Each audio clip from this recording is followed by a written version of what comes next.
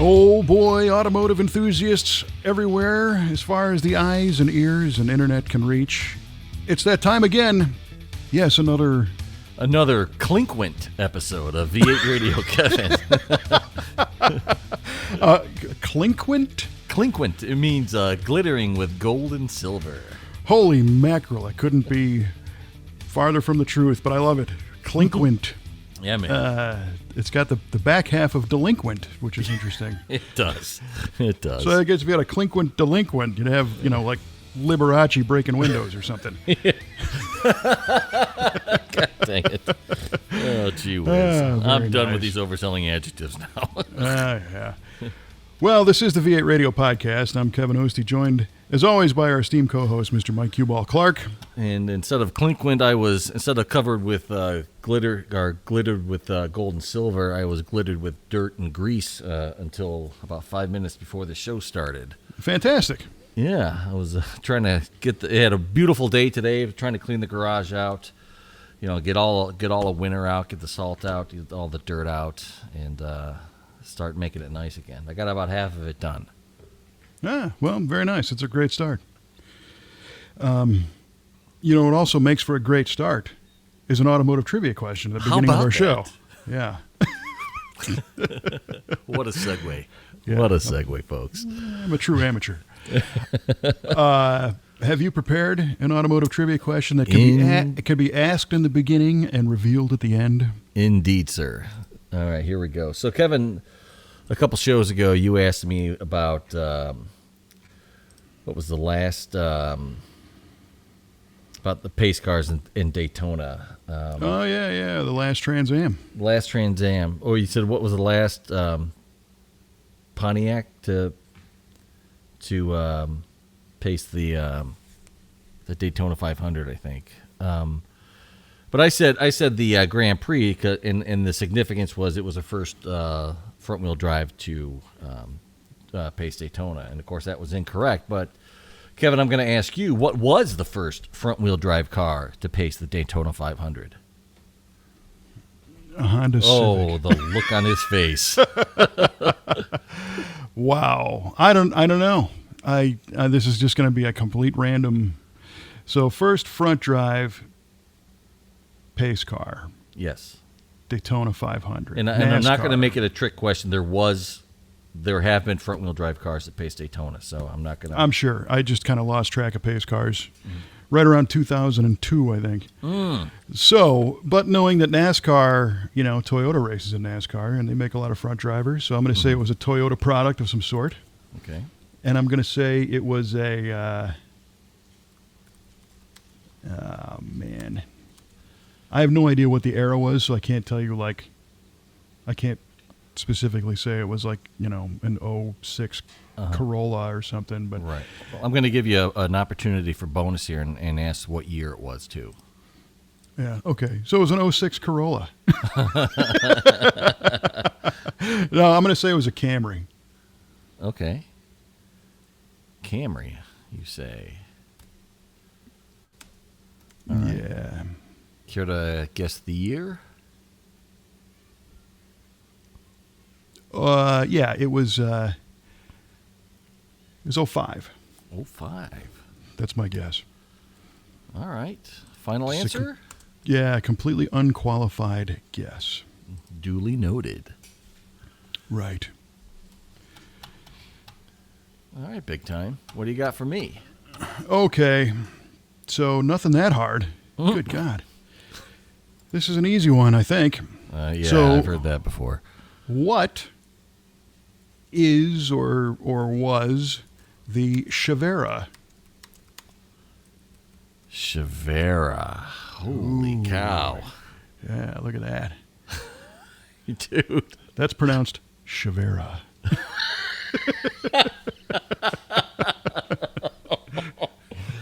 Okay. All right, the Chevera.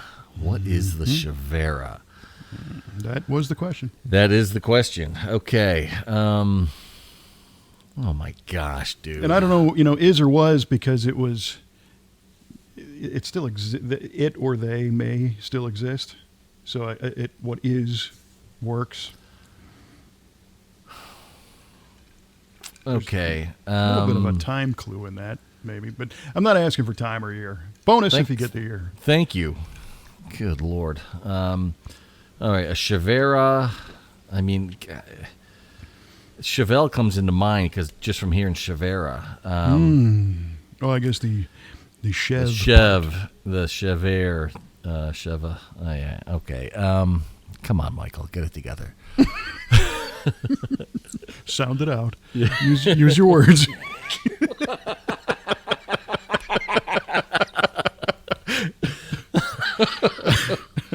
All right.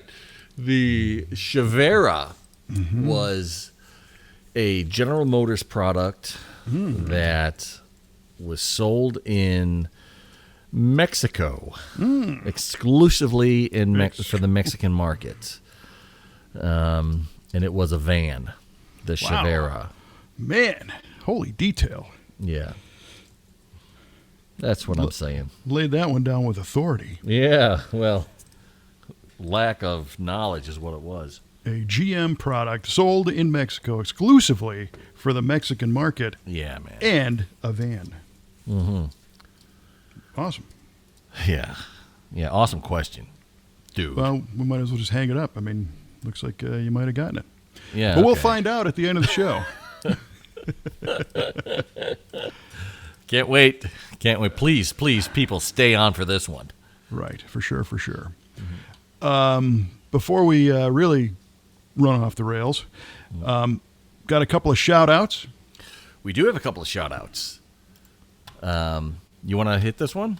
I got one. Yeah. Mr. Kenny Grengrich. I think it's Gregorich. Gregorich. Yeah. Sorry about that. Mr. Gregorich showered us with nice compliments, and we appreciate that. It was very nice of him. And he said, hey, thanks for being an advocate for pawn shops. Our last episode, as you know, being a repeat listener, we discussed buying cool stuff at pawn shops on the cheap. Kenny mentions that his family has had a pawn shop since 1974, and it's what pays for his Pontiac obsession. Right on. The money generated goes to good cause. Yeah, it does. And he sent a picture of a beautiful, right in front of his pawn shop, a beautiful 73 Formula 400 4-speed and a 67 Firebird convertible with a 69 Trans Am hood on it. Which is awesome, and I've never seen that before. I haven't either. I was looking at this thing. I'm like, there's something going on with this car. Then I finally put all the pieces together. I'm like, that is super dope. I mean, it's fantastic. I mean, they're beautiful cars. So thanks for sharing that, Kenny. Yeah, it was very cool. Mm-hmm. And we appreciate the kind words. I got another one that came as a message through the Facebooks, and it's from a guy named Tom Boyle. And Tom is a guy that I kind of ancillary grew up with. He's a few years older than I am. Uh-huh. We went to high school together. He was in a more advanced grade than I by a couple of years. And we ended up going to college together for a year or so. Oh, cool. And this was when I was going to Columbia College in Chicago. So I was living with my parents and in a suburb, and then taking the L train down to the city.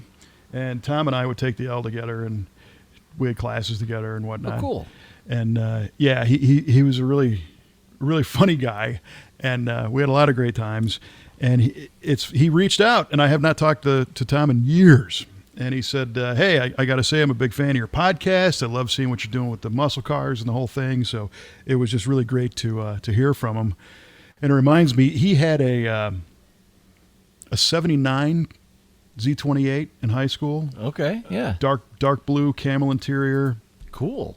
I believe it either had like no mufflers or it had some kind of a cam, and it was like one of the local legend cars. Oh, really? And it's funny because there are cars in my area, driven by guys like Nick Scavo and yes, serious legend cars. Tom's was just, that loud Camaro that was always going fast somewhere, So it was cool. It was good it was a neat car to have in the neighborhood. Unless you lived next door and got woken up every time you went somewhere.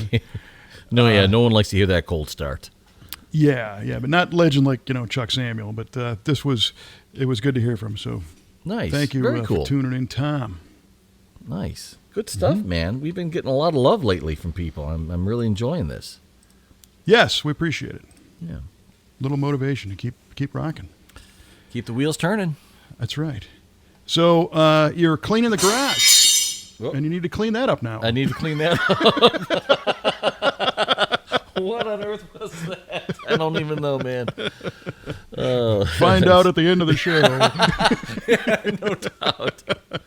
Oh my gosh. Yeah. So we have a 2-car garage. I'm blessed to have a little extra wider of a garage where I can have my toolbox and stuff and still be able to fit 2 cars in here. I have the GTO on one side and my wife parks on the other. So I cleaned out her side. There's just a lot of stuff accumulating and just not where it belongs and not put away right. And, the floor just gets dirty from coming in when it's snowy and it just starts looking a mess. So I spent the day getting all that arranged and cleaned out and make it nice for her. So. For sure. And it's, a nice rite of passage at springtime. That means you'd be able to get the car back out on the road soon. And yeah, pretty soon. I was doing a lot of garage work myself this morning. Again, like yourself, beautiful day here in the 70s and sunny out. And I'm working on and making progress on 2 cars at the same time. Really? Yeah. Get out of here. The Riv and the Galaxy? Yeah. So the Riv was just a little maintenance, tightening up the drum brakes, doing a little front brake adjustment. And I got to tell you, man, drum brakes get a bad rap. They do get a bad rap. You're right. Because, this car weighs a lot. I think 4,400, right around there, 4,350. Yeah. So, it's not like a 5,000-pound Cadillac, but it's a plus-size 2-door. Yeah. And Buicks were known for having really good brakes back in the day. And I was talking to somebody who was saying, "Hey, you're going to do a disc brake swap on that because it's 4-wheel drum brakes." And I said, I don't think I am. I think for the type of driving that I do, which is just driving the thing around, it stops really good. And he was like, "Oh, aren't you concerned with brake fade and inability to modulate the pedal and all, well, if I was on a road course, yeah, that'd be something. But if you do the math, you look at a pair of disc brake pads that grab the rotor. Each one is 2 inches by 4 inches, maybe? Yes. So you're looking at 8 square inches per pad. So 16 square inches of friction material. Yeah. This Buick has 11-inch drums. And the shoe is 2 inches wide, and it wraps halfway around the drum on the one side, and then a 2-inch wide pad halfway around the drum on the other side. So it's almost a complete cover. So it's got to be 40 square inches of friction area. Yeah, that's a lot. It's 6 times what the disc is. The downside is that creates a lot of heat because it's a lot of friction, and that's what makes the pad material, the shoe material, get greasy, and then they start to fade. Right. And Buick's way to combat that was to use an aluminum drum. So the front drums are aluminum with a cast iron lining in them. And if you're a guy like me who does mostly 2-lane highway driving, a little bit in town, and I hit the brakes every couple of minutes at the most, they never get hot, they never fade, and it stops like crazy. Nice. So yeah, but I had noticed that pedal travel was getting a little bit long. So drum brake car, you crawl underneath and flip the star wheel and adjust them out a little bit, and blammo, here you go. So nice. So I wonder when I know on cars with rear drums, I know GM cars didn't they have an automatic adjuster if you back the car up and hit the brakes on it would adjust the rears? Well, this one 4-wheel. Automatic adjusting brakes, but it never works. Oh, I got you.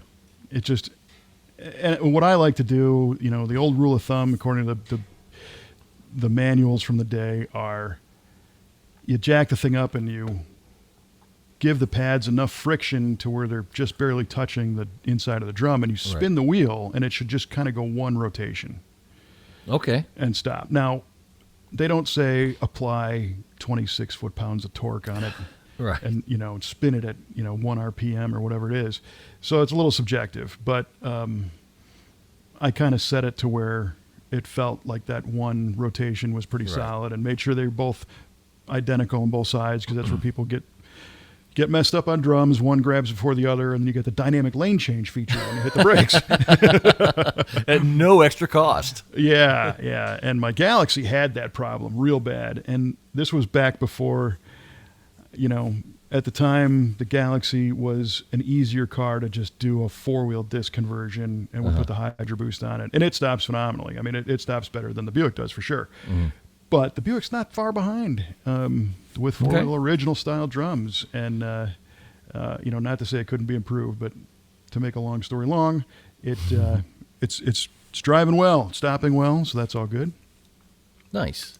And then the Galaxy, so you remember last year I put some new seats in it. I put those Scat Pro Car low back reclining articulated buckets in it. And I made the mounts. Our friend Grady helped me out. And that was kind of phase one, just get them in the car. And it turned out that they were, because of the seat track design, I used the original Ford seat tracks and mounted them to the new seat. And the Ford original bucket seat, the mount was kind of up inside the seat, and the sides of the seat kind of spilled over the frame. So they sat lower in the car. When we made these new mounts, it was just basically an adapter plate. I noticed right away that I was sitting too high up in the car. I wanted I wanted to sit lower. So I pulled the tracks out and pulled one of the seats out and been scratching my head. And I think I can take almost 2 inches out of it. No kidding. Which would be right on, yeah. That'd be perfect, yeah. Because it was, you felt like you were sitting on a bar stool driving down the road. Hello, everybody. Yeah, head over the windshield. But it's one of those things where a half an inch makes a big difference in a seat when you're in a car. So a couple inches, it's going to be able to put you nice down low, and it's got the tilt wheel, so it'll be nice and adjustable and comfortable. And the other half of that is I was able to mount the seat on the track further back, because people in 62 were shorter, apparently. Clearly. Yeah. So more leg room and all that. So I got the design kind of sussed out. I'm going to take them down to the shop and cut, chop, weld, and put it back together, and that thing should be dialed. Nice, man. Good stuff. Yeah. Love the progress. And speaking of the Riv, I had a wobble at 65 miles an hour. Yeah. And the wheels that are on it are a set of original style Buick chrome road wheels that I got from a buddy of mine who actually was using them on a trailer. Oh, boy. So they were rusty and kind of banged up. And he's like, I don't know if these are straight, but, you can have them. So he gave them to me, which was wonderful. And I've been looking for a better set because 2 of them are bent pretty bad. And that was the wobble. So for the past couple of years, I've had this nationwide search on for a clean set of straight Buick road wheels. And these are a 3-year wheel that are designed, ironically, to go around disc brakes. They're a bigger opening inside, but it's only a 15x6. It's not a big wide wheel. Yeah. Okay. And every time I'd find a nice set, they would be snapped up like instantly, or the guy wouldn't ship them from the other side of the country, or that kind of thing. Well, it turns out that a guy who has a shop in Redbud, Illinois, where our shop is, right around the corner, a guy named Clay, I've known him for years, he's a good guy. He posts an ad on the Facebook Marketplace for a set of 4 Buick chrome road wheels off a 66 Riv that he had.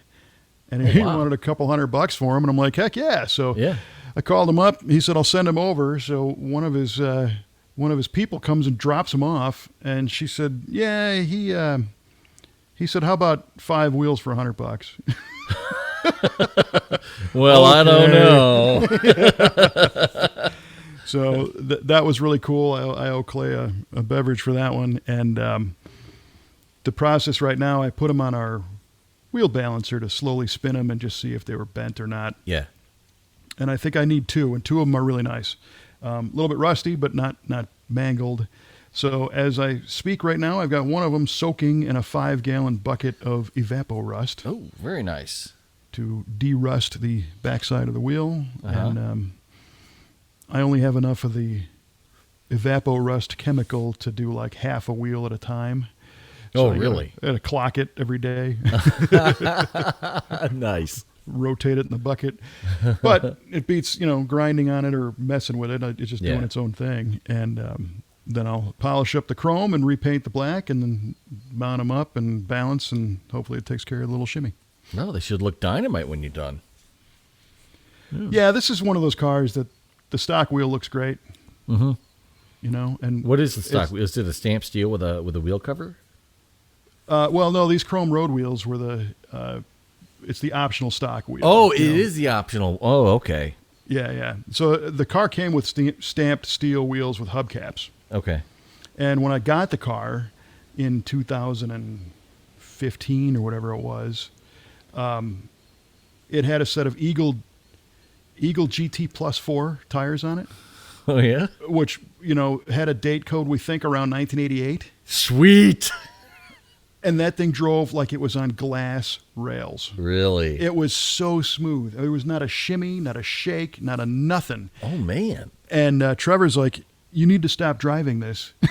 Now. Because you're just going to rip the skins off these tires like, onions. Yeah. Because they're so old and dry rotted. I'm like, but look at how nice it drives. But it's so great. Yeah. So I'm trying to recapture that feeling with more modern rubber and wheels that would have come on the car if the cheap person that bought this thing new would have sprung for the wheels. Nice. And she did not. Wow, man.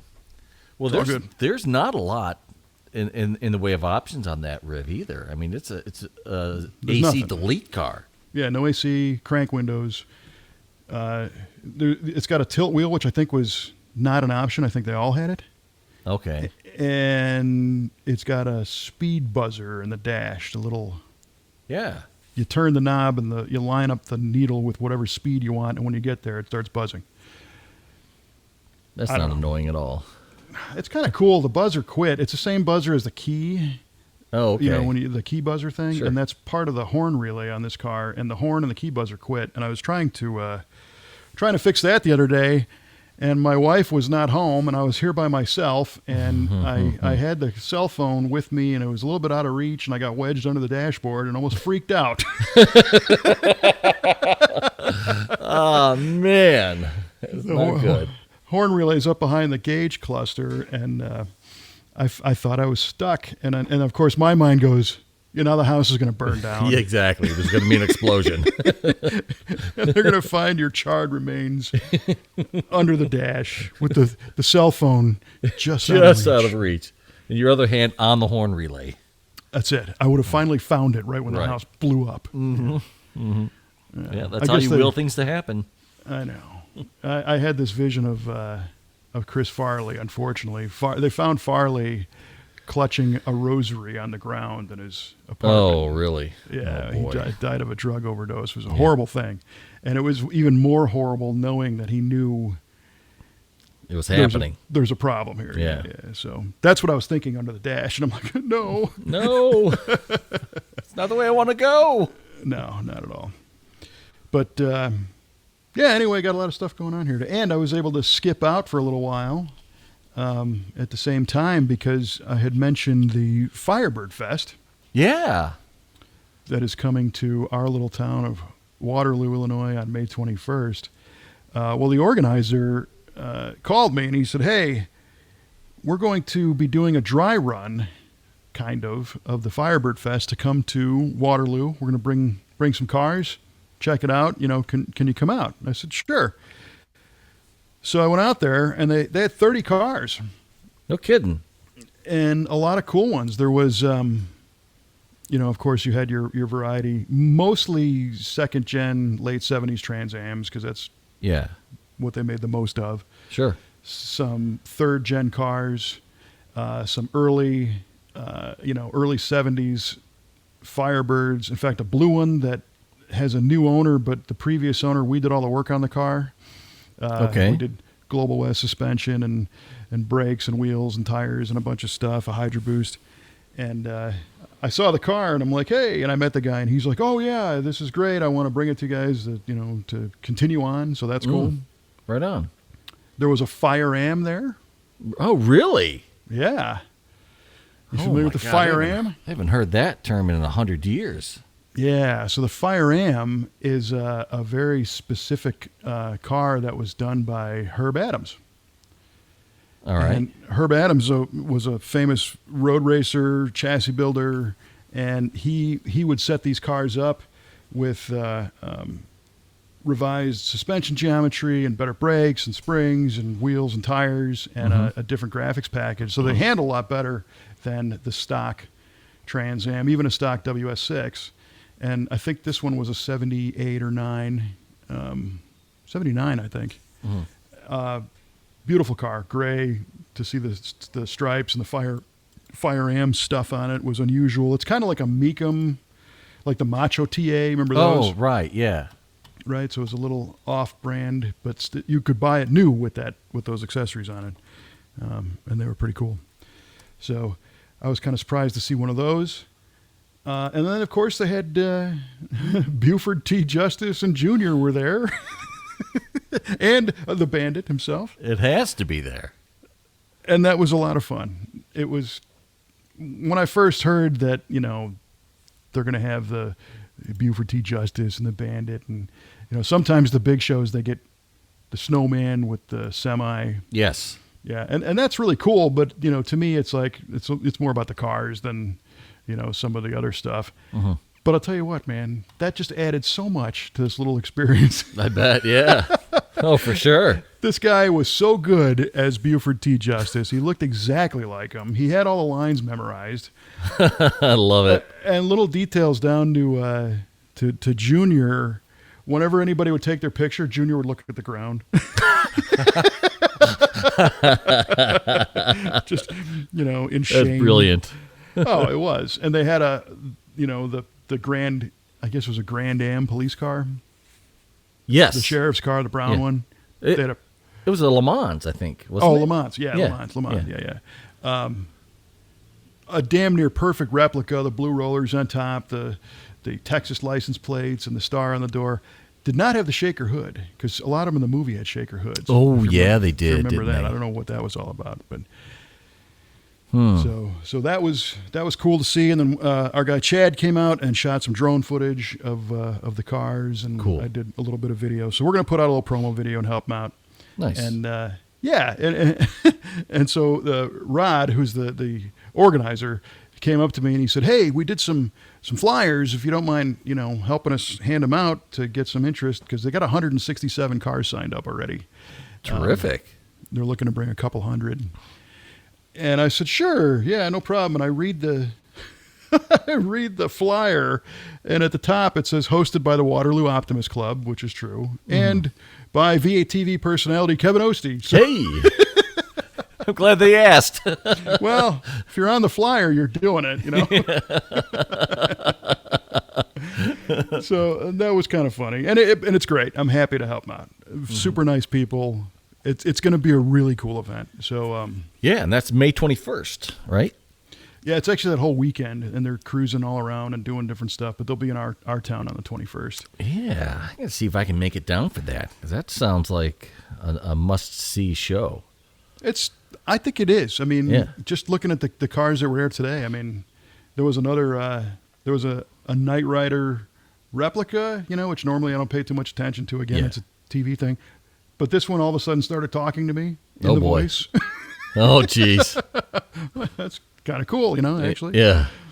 So this event is, it's going to be for a charity called Kids Rock Cancer, which I knew nothing about. There's only a couple of medical institutions in the country that do this, but they treat cancer with kids and music. They play music. They teach them how to play instruments. And it apparently helps their mental state, which helps them heal. And Sure.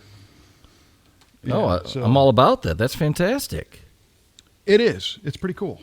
Yeah, man. Huh. I never would have thought, I would never put those two together, but I love the concept. Yeah. I mean, you got to be in a good mental state to try to, heal completely.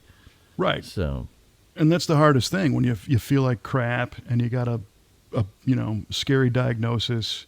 yeah. You go into that fear mode, and all of a sudden everything hurts just because you're stressing yourself out and all that. And if you can release that with with music, I think that's pretty cool. So I'm going to learn more about that because I don't know very much about that organization of the process, but it sounds interesting. Good deal. Well, good. I mean, that sounds like a worthy and worthwhile cause. It is. So when I was leaving the event today, I drove the Riv and I had it parked in the town square. And today for the dry run, everybody went to City Hall, and the City Hall completely cleared out all the police cars from the parking lot, and everybody parked there, and it was kind of nice. And I was there probably about 2 hours, and I'm walking back to the other side of the town square where my car was. I couldn't see it from City Hall. I mean, it's about 3 blocks away. And as I'm getting closer, I put my hand in my pocket, and I'm feeling around, and I don't find my keys. Oh, no. Yeah, exactly. And I have 3 sets of keys for this car. 2 of them are originals. Oh, no kidding. Yeah, I have all the original keys for this thing, and I don't use those. Sure. I use my hardware store copies. And that's the set that I lost. And I'm looking around, and I'm like, oh, man. And I'm holding these flyers, and I'm like, well, I think I left the door open, so at least I'll throw the flyers in the car, and then I'll start backtracking or whatnot. Yeah. And I open the door, and there's the keys hanging in the ignition. Just they're hanging in the ignition. Awesome. Nailed it. Yeah. Well, and here we go. Oh, my goodness. So what it tells you is that, in my absent-mindedness, fortunately, I live in an area where you can do that, and the car doesn't disappear. That is lucky. I don't recommend it, of No. course. But No doubt. Yeah, I get squirrely if I'm out with a GTO and I leave it anywhere, even if it's locked up, which is the easiest car in the world to get into. Oh, yeah. But I always have a fear that it's going to be gone when I get back, and I'm going to just cry my eyes out because I'll never see it again, and it's going to be gone, and it's going to end up in a foreign country or chopped up into a million pieces, and that's going to be it. So it's a lot of anxiety. It is, and I need to work on that. But if you went all the way to chopped up into pieces in a foreign country, I mean, that's taking it pretty far. It is. I just don't want anything to happen to this damn thing. So. Well, yeah, I agree with that. And again, I don't recommend, leaving keys in the car. And it reminds me, and this actually happened many years ago. Our friend Paul and I we're in grade school. We're probably in junior high or something. And we used to ride our bicycles to a local gas station and get a candy bar and a Coke. And the summertime, you're at that age where you're not old enough to work, but you're old enough to be left at home. And, you got nothing to do in the summertime blues. Mm-hmm. So we used to sit on the window ledge in front of this gas station and just watch people just sit there and BS. And, friends would come by every once in a while. Almost like Jay and Silent Bob, except without the drugs. And this woman pulls up in one of those, it was like an 83, 82 Eldorado convertible. Oh, wow. So, yeah, those are pretty rare.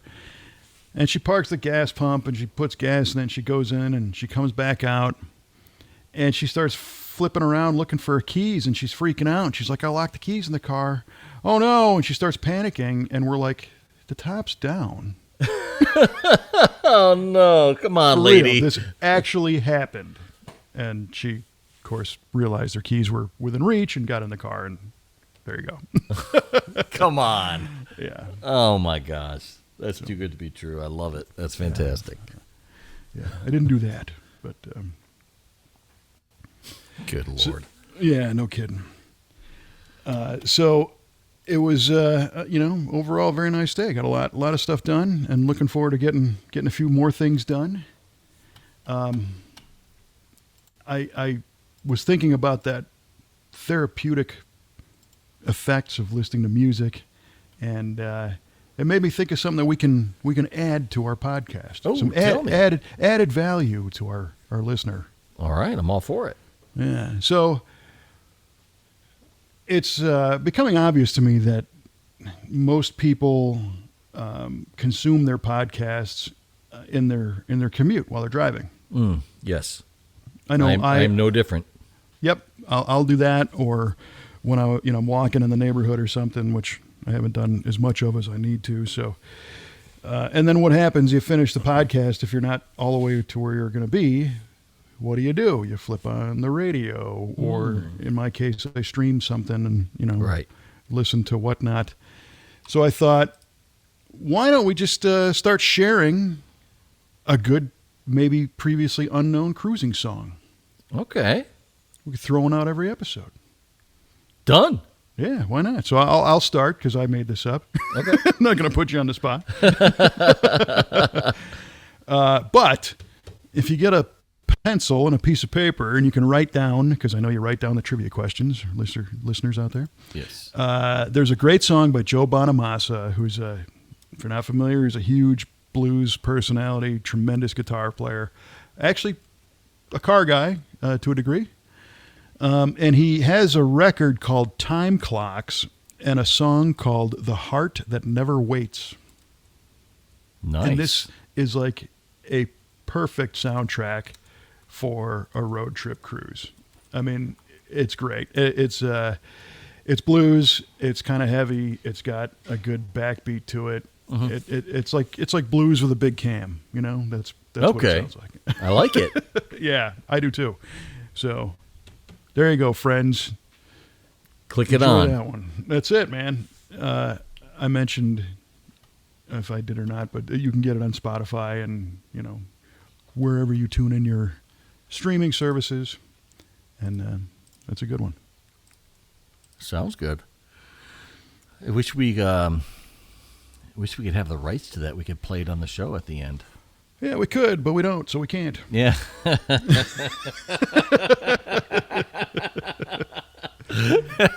And just like that, good time's gone. Low budget operation here, Right. We'd be playing a lot more. This would just be a music show if we had that man. opportunity, I think. And we did the music show a long time ago, and I think we might be able to do that again. And for those who haven't heard that, the strategy was because we did not have the rights.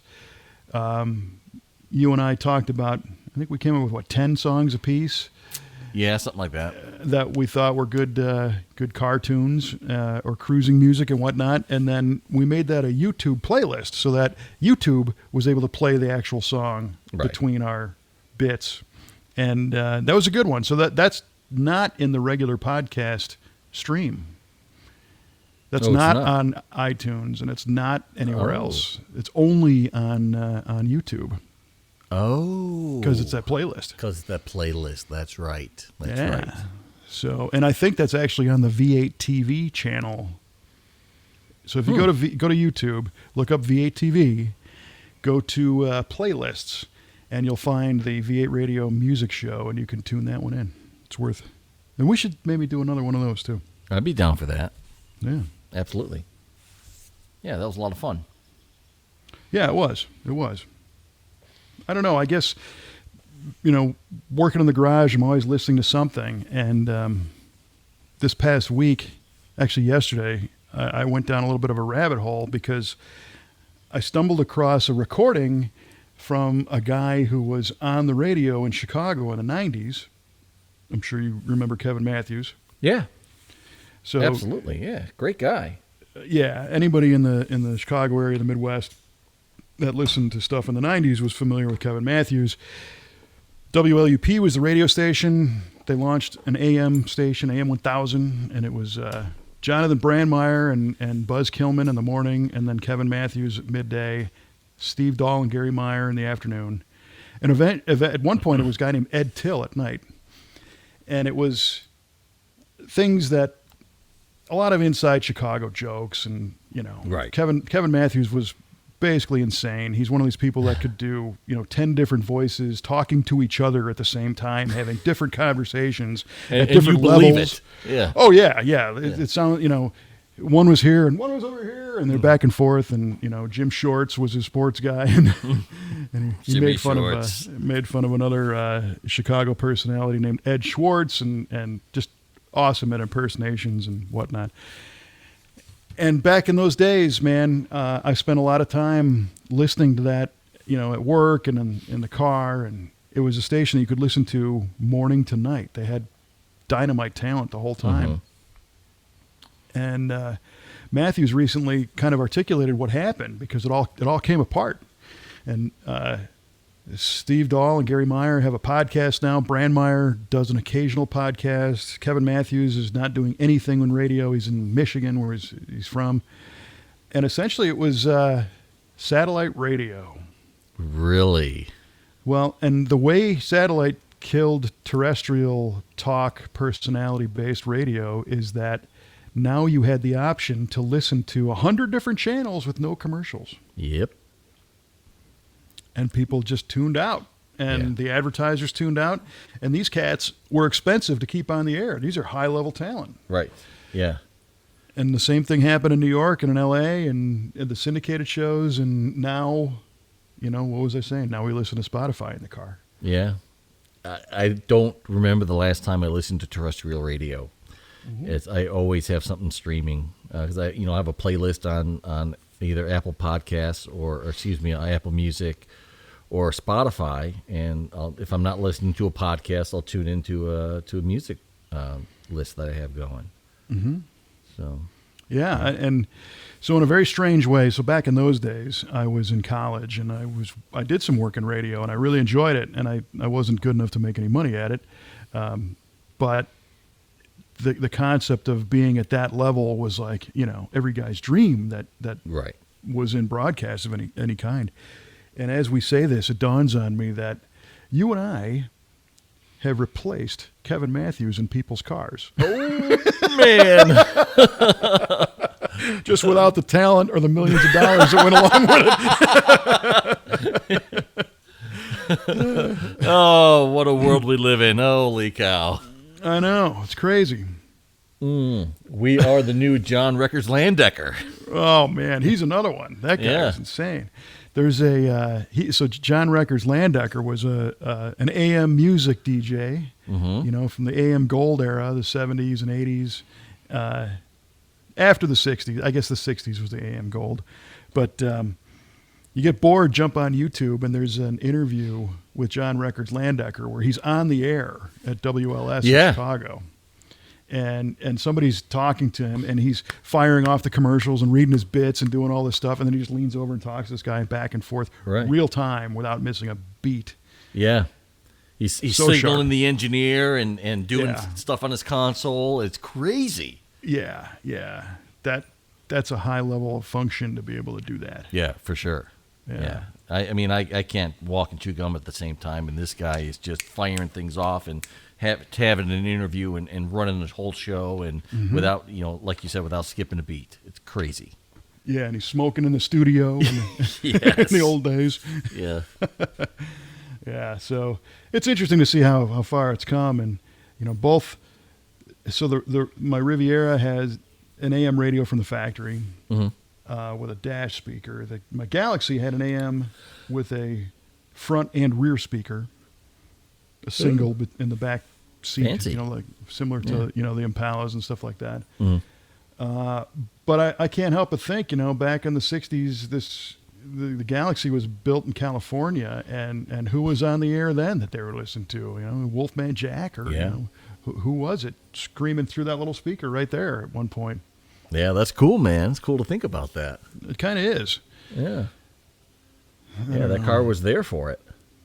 It was. This car was there through a lot of stuff. I mean, it was born in June 25th, 62. Holy mackerel, it's got an anniversary birthday coming up. Yeah. Holy cow. 62 to 22. Yeah. It's 60 years. Jeez. That's nuts, man. These cars are this old. I am not going to look that good at 60. No, man. I don't look that good at 52. Yeah, right. Exactly. So it was built after the Cuban Missile Crisis, I think, in some of the early 60s. Right. Cold War nonsense. But crazy to think that this car is still sitting here And today, thanks to the stuff going on in Northern Europe, here comes the the threat of the Russians and communism all over again. Yeah, good Lord. Mm-hmm. That is nuts, what's happening right now. And I guess, for us, I'm not one to get into politics, but we're obviously seeing it at the pump. And yep. You and I were complaining about those gas prices a little while ago. And hopefully that doesn't, put the big kibosh on a lot of these automotive events, because people have been dying to get out on the road and go do stuff. And now if it's like, if it costs you double to go down the road in your old car, I hope that doesn't. Yeah, I hope it not either. And I can't help but think that it will. I mean, I'll probably not drive my GTO as much if it's going to cost me, $80, $90 to fill it. Mm-hmm. I mean, I got to run 93, 93 octane. That's going to be a lot. So you're going to have to plan and savor those drives. Yeah, man. It's a bummer. Yeah. It is a bummer. Now that definitely becomes like a luxury item almost, rather than a quick escape. Yeah, and you'll watch all the knee-jerk reactions of, trucks going on sale again, and they're already pushing the EVs, and boy. Oh, so yeah. I think that's, even more of a testament to these people who say, well, this stuff, all these gasoline cars are going to go away, and, you and your classics and muscle cars, your time's limited.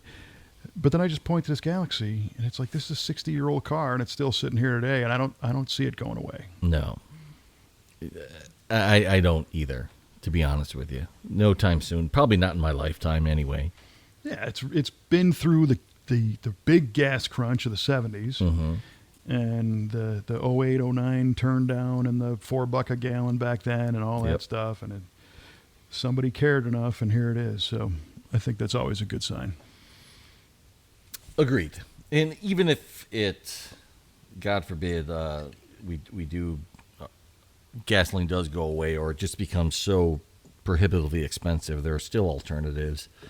I mean, hopefully hydrogen becomes a thing, and some of these can be converted to hydrogen powered rather than just gas powered, and you can still have your engine and go down the road. And some people even convert these to electric, which is a whole another polarizing subject to a lot of people, but it's still something that can happen. Well, the cool thing is our friend Mike Copeland, who did that hydrogen powered truck, that is on display right now at the Detroit Autorama, which is, home of the Riddler Award. They announced the Grade 8 yesterday, and there's a lot of really unbelievable cars. And SEMA put out a webinar about hydrogen-powered cars. No kidding. Yeah, I think it was last week, and I believe Copeland was part of that, which tells me that, that could be a thing. Yeah. I'm hoping it's more of a thing than we think at this point. Yes, agreed. If we can get some infrastructure in place and get fueling stations across the country and really grow it, that can be a thing. Yeah. Well, we will, I guess time will tell. That's all I can say. But hopefully it'll turn back around and we'll be able to get out and enjoy these cars more and more. The people at the Firebird Fest really set out to have a driving event, that wasn't just a car show with a lawn chair. And, as Gray Baskerville used to say, your car chair, your lawn chair, and then your car parked in the shade and your lawn chair, and then birds crapping on you all day. Well, what a great show. Yeah. But we'll see.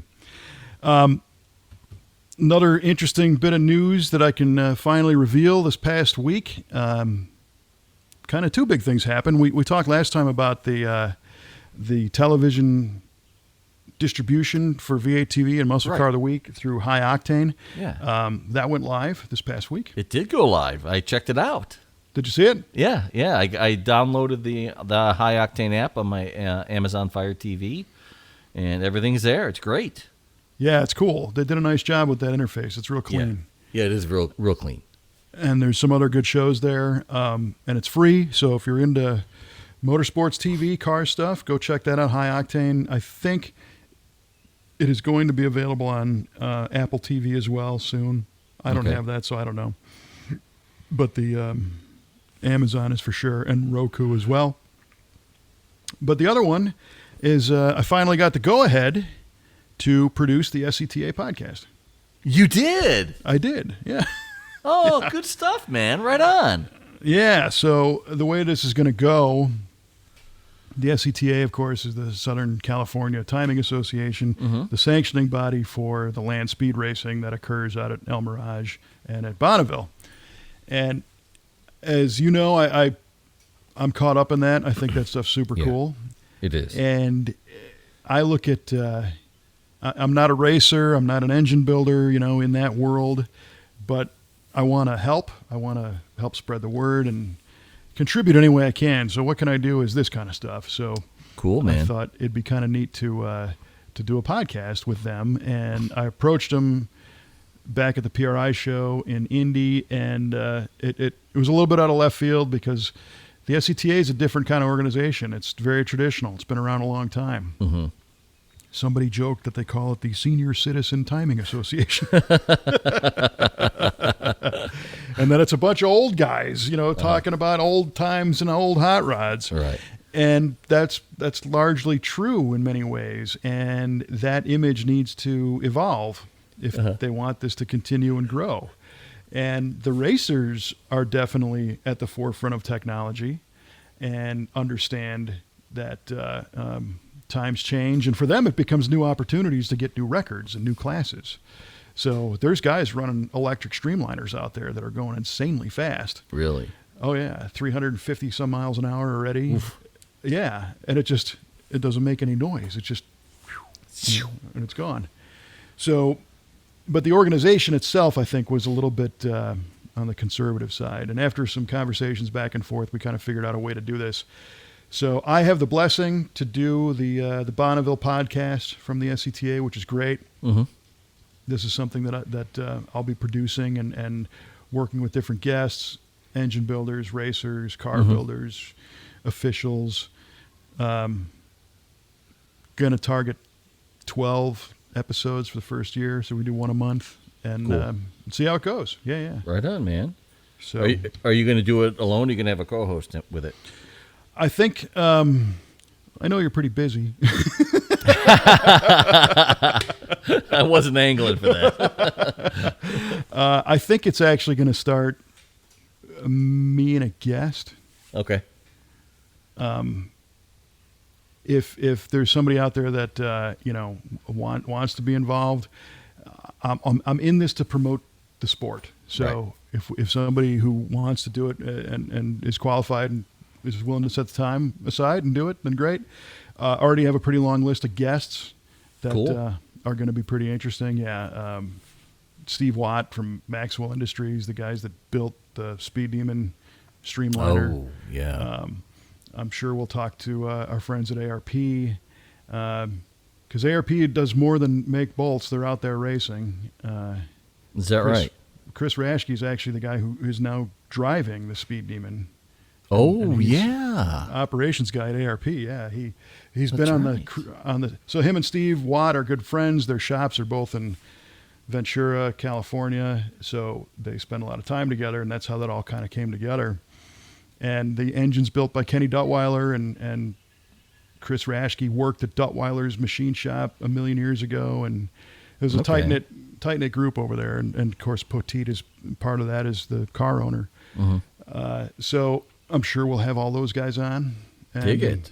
Duttweiler is just an amazing, amazing person with his knowledge of how to make things go fast. And but then we're trying to reach out to show people that aren't familiar with this, how and why it's cool.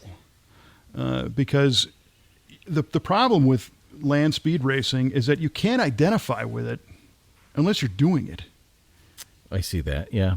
You go to your local car show and it's like, oh, there's a Camaro. I see him driving around all the time. And right. My friend had one or I own one or whatever.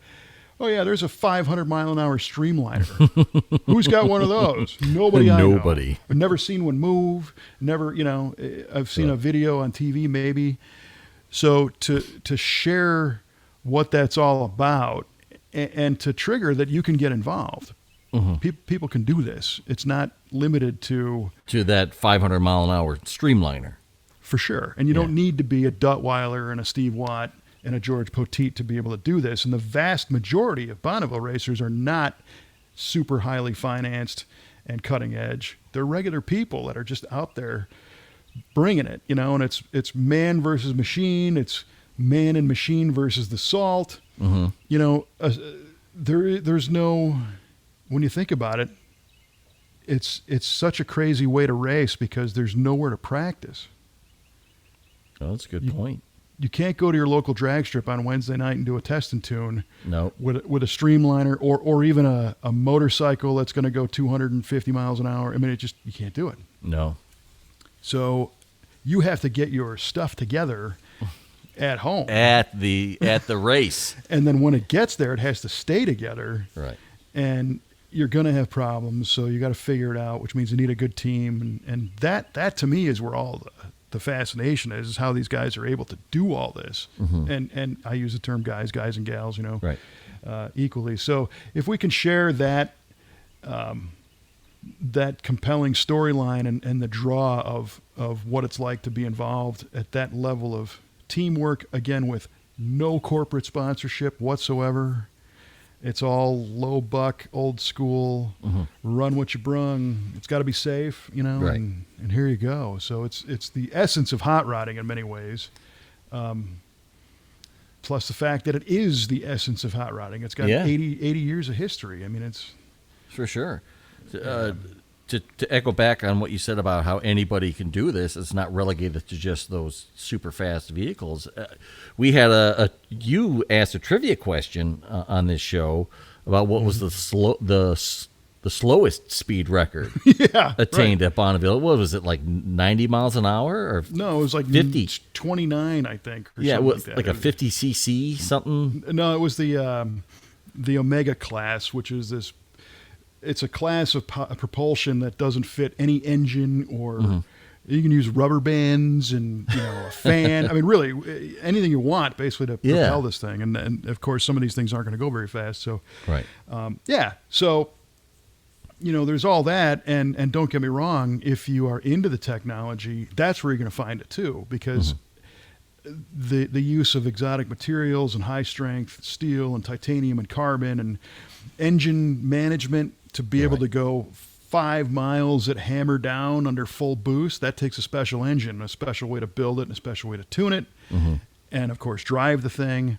And there's a lot of preconceived notions, I think, about racing that don't hold up at Bonneville. So when you think of a race car, you think, it's got a cage, it's lightweight, it's got aluminum, little skin body. Bonneville cars need to be heavy. They need to be heavy. They need to be stable. They need to have traction. So these things are 3,000, 4,000, 5,000 pounds. That's insane that they go that fast. Yeah, and there's ballast on them that they move around and all this stuff. So you if you don't know anything about it, and you do know about drag racing or about NASCAR or whatever, be prepared to throw most of that out the window and learn a whole new thing, which is another part of why that's fascinating. Because if you grew up watching NHRA your whole life and you're to the point where it's like, I've seen Pro Stock, I've seen Top Fuel and it's cool, but, and you're looking for something interesting to get into, you need to check this out because it's all different. And for sure. I mean, a huge range of classes that you can look at. I mean, my God. Every pit's different, the guy next to you, and there's the camaraderie of everybody working together to help each other, set records and do all that fun stuff. So hopefully within the next month, we'll get the first episode out. It's going to be called Bonneville Up to Speed. Okay, cool. Look for it on all your podcast platforms, people. That's right. Yeah, subscribe to that one, and we'll see how it goes. It should be fun. I'm looking forward to learning a lot about that world through this. Likewise. Yeah. Yeah. I'll subscribe. I'll actually listen. Hey! While driving. While driving. Not Take that, Kevin Matthews. Yeah. Not setting a speed record, though. Yeah, no. Just got to conserve that fuel. No doubt. Holy cow. Yeah. Well, we need to end on a high note. So let's reveal the answers to our trivia question. Let's do that, man. All right, Kev, I asked you, let me find my notes here. What was the first front-wheel drive car to pace the Daytona 500? And for the bonus, I asked what year. And you said an 05 Camry, Mr. Cue Ball. All right. Unfortunately, that's not correct. I figured. The correct answer is a 1988 Grand Prix. An 88 Grand Prix. Oh, Grand Prix. Yeah. The very first of that new style. Yeah. Pace the Daytona. Makes perfect sense. Yeah. Those cars, those were cool. In fact, I knew a guy who had one. And this is an interesting way to look at Pontiac's marketing because the new Grand Prix that came out was front drive. It looked like a rear drive car. It was a cool looking car. It had good proportions, long nose, short deck, yes. A hard top style. I mean, it was cool. And the guy that I knew that had one, believe it or not, said he bought it brand new because he got behind the wheel and he felt the shifter and it reminded him of his 67 GTO. Get out of town. That's killer. Yeah, it was. Love it. So that whole thing worked. That's exactly what GM wanted to do, get people that were pining for something in the past that, were maybe a little bit nervous about going into the future technology and make them comfortable. Nice. Well done, GM. Love it. Yeah, but not well done me. So I thought you were going to say, but not well done you, Q, because here's the answer to your question. Well, my question to you is, what is the Chevera? And your answer was a GM product that was sold in Mexico exclusively for the Mexican market and a van. Yeah, I don't know why I threw that out there, but I did. Well, it's a tremendously detailed answer, and I think if I dissect that, I think the Chev of Chevera, so GM, Chevrolet, but then the Mexican thing I don't really understand, but the van, I don't know. It had a V in it, so Chevan, Chevera. Oh, okay. Yeah. Chevera does sound Spanish. Yeah. The way it ends in a. But unfortunately.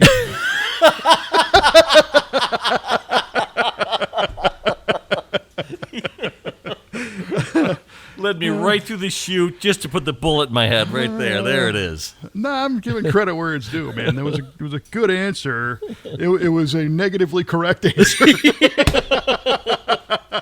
Another negative win here. Right. The Chevera was possibly the first pro touring car. In fact, it was a Chevrolet Camaro built by, you guessed it, Herb Adams. Yeah. Ah, jeez. It was the Chevrolet equivalent of the Fire Am Trans Am that we weaved into the show. High performance suspension and whatnot. The name was a poke at the Porsche Carrera. It was the Chevera. Oh, jeez. Because it was road racing Chevrolet. So, boo. Yeah, I get it. But a neat car. Sounds neat. Yeah, I'll have to check that out. I'm sure you will. The Chevera. I was way off. Yeah, a Chevrolet that eats Porsches or a Mexican van, Yeah, Mexican van. Sounds right. Let's go with that one. Nailed it. Made sense. Yeah. Very cool. All right, well, man, we covered a lot of ground on this show. Yeah, man. I hope you have continuing success cleaning the garage. Thank you very much. I'll probably get right back at it. Jump on your streamer and look up Joe Bonamassa. The album is Time Clocks, The Heart That Never Waits. I said it's a cruising song, but it'd be a good garage song as well. All right, cool. We'll check it out. There you go. And to everybody else, we appreciate you tuning in once again. Always love that positive feedback that we've been getting. Thank you so much for that. Be sure to subscribe on the Apple thing or the Spotify thing or all the rest of them. That way you won't miss anything from V8 Radio, because I know you don't want to miss it. No, never. Yeah, me neither. All right, my man. That's about all I got for today. Right on, Buzz. That's all I got. Then we will remind everybody to, find the cheapest gas you can for your Mexican van, and we'll talk to you next time on V8 Radio.